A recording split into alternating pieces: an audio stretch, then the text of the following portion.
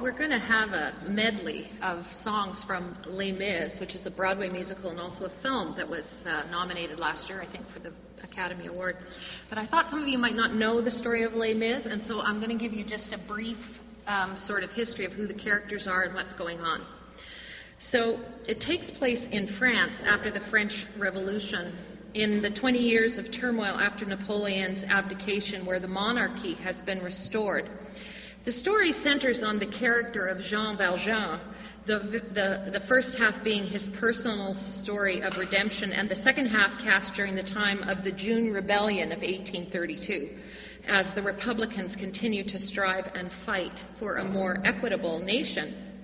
France has been through decades of poverty brought on by regressive taxes and overspending, and the poor have been particularly hard hit. They carry an unfair burden in the tax structure. So leading up to the June Rebellion, there were significant economic problems caused by failed harvests and food shortages, as well as a cholera outbreak. Poor neighborhoods were particularly hard hit, and the population believed that the wells were actually being poisoned by the government in order to control them. So you can see this setting itself provides this underlay of tension and trouble in Les Mis.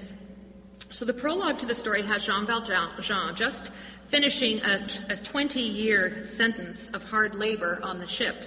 5 years for stealing bread for his sister and her child, and 15 years for trying to escape.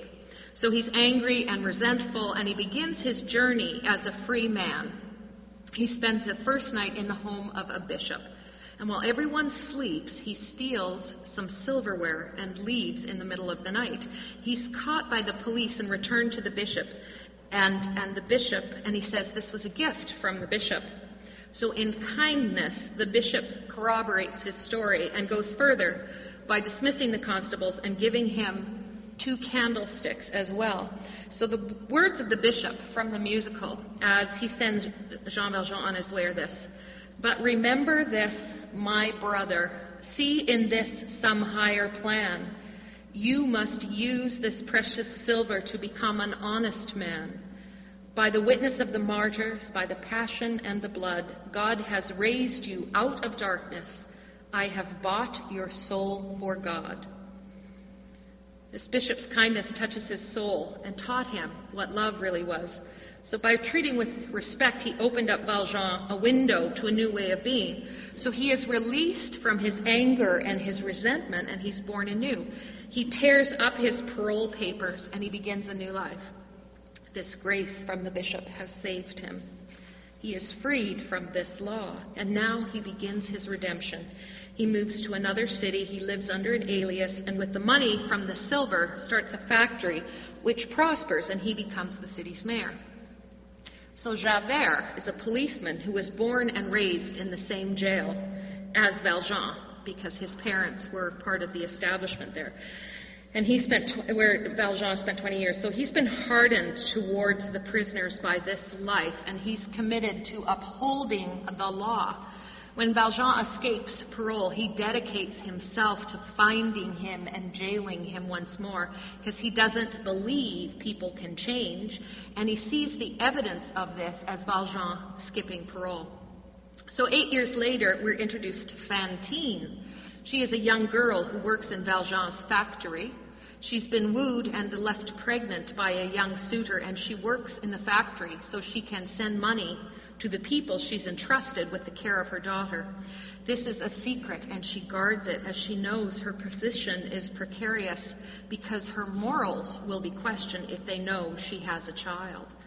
So when the other women find out her secret, they turn her in to the factory foreman, who dismisses her for her low morals. And this is the same foreman who has been trying to seduce her. She is desperate, and she sells her hair, her teeth, and everything else she has, but eventually she is driven to prostitution. One night, she attacks a man who has been cruel to her, and she is arrested by Javert. So Valjean sees she is ill, and even though he is leery of being discovered, he convinces Javert to release her to him.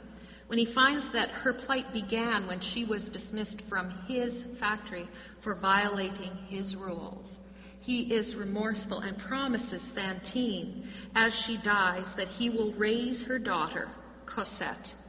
He buys her from the innkeepers who have used all the money Fantine has sent for themselves and have made Cosette a kind of slave. So the choir can come join me now. The second half revolves around this June rebellion, and in particular Cosette, her love of Marius, a student, though wealthy, has taken up with the Republicans.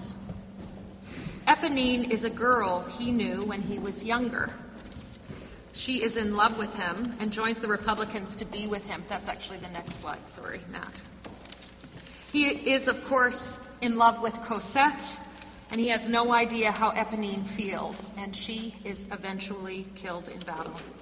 So Valjean finds out that Cosette is in love with Marius, and he goes behind the barricade to ensure Marius' safety. There he finds Javert, who has been discovered as a mole in the Republican camp. He is going to be executed, but Valjean asks if he can be the one to do the deed. So he takes Javert alone in a quiet place, and he shoots the gun in the air and sets Javert free. The battle ensues, and everyone is killed except for Marius. There's the next slide, Matt. Sorry. Valjean rescues him unconscious, carries him through the sewers to safety. He decides to leave his daughter because she's going to marry Marius, and he doesn't want her to have the shame of his prison record. So they marry, not knowing where Valjean is. But on his deathbed, he writes his last confession. Cosette and Marius find out where he is before he dies, and he is taken into the arms of God with the help of Fantine. So here is a medley of songs from Les Mis. There's so many other plot lines in Les Mis, and I certainly can't go into them today, but in those two characters, Jean Valjean and Javert, we see the essential theme of Christian faith, law and grace. And this theme dovetails nicely with today's reading because Jesus, like Valjean, has just come up against the harsh reality of the law in a time when there is upheaval and dislocation. First century Palestine was kind of like 19th century France of Victor Hugo's novel. The local king is Herod, and he has a big building plan. He's building a new temple, he's building more infrastructure, and he's taxing the people to get it. And he's requiring them to pay tolls in order to use all the waterways and the roads. At the same time, there's Roman commercial farms and fisheries, which have displaced the local people, and so there are many more marginal people on the streets. Jerusalem and Judea have this long history of rebellion, and so Rome has sent Pontius Pilate as a governor to control all the masses there. And the temple police and the priests are appointed by Rome as well, even though they are locals. So there's all kinds of ritual requirements to keep the law, and this means buying sacrifices that no one can afford. So there are sinners everywhere who haven't paid the temple taxes. So the poor are caught between all three. They're caught between paying tolls to Herod under the oppressive occupation of Rome and their taxes, and they are subject to the temple priests who require sacrifices of money and livestock for sins to be forgiven. So you can imagine there's also many revolutionaries in Jesus' time. With nothing to lose, the peasants are searching for a savior to bring the revolution, the Messiah, who has been promised in the Hebrew Scriptures. So in fact, when Jesus comes to Jerusalem, you remember, the people are there to greet him, and we have that great Palm Sunday parade, because they're hoping for a political revolutionary leader. And Jesus makes his way there on a donkey, not a horse. And so that is his message. It is a path of peace, and he is not going to be a conquering warrior. So it was okay at first because Jesus was just hanging out, healing people. But soon he came into conflict with religious leaders, and he started preaching in their temple and making claims that to them seemed blasphemous. And so they're actively seeking to shut him down. And he's gathered this big following, so the Romans are keeping an eye on him. And Herod has always been concerned about anybody who might make a claim to be king of the Jews. And because he's very concerned about maintaining his throne, he also has an interest in what happens to Jesus. So there's no doubt that he's headed for trouble. They bring in the law in all its force against him to stamp out his message of love and grace. Last week we read about his time with the Jewish leaders. Because they cannot put him to death, which is their ultimate goal, they sent him to Pilate. And he wonders, why are you bringing Jesus to me? And they tell him, because you're the one with the real power here. So Pilate questions him, and he finds no fault in him. And he tries to return Jesus to them, but they are insistent. So he offers this: I will either release Jesus or Barabbas. And they choose Barabbas. So his fate is sealed.